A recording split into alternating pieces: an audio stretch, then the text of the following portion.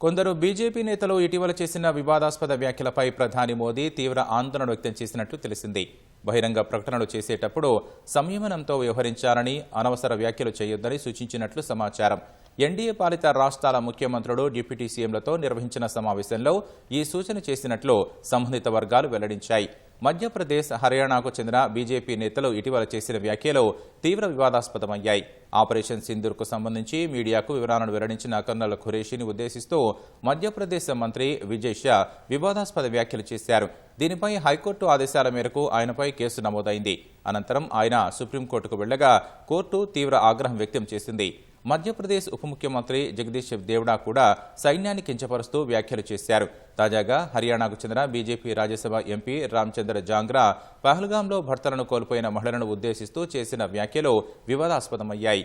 ఆ మహిళలకు ధైర్యం, పోరాట స్ఫూర్తి ఉంటే మరణాల సంఖ్య చాలా తక్కువగా ఉండేదన్నారు. ఈ వ్యాఖ్యల నేపథ్యంలో ప్రధాని మోదీ వివాదాస్పద వ్యాఖ్యల ధోరణికి దూరంగా ఉండాలని సూచించినట్లు తెలిసింది.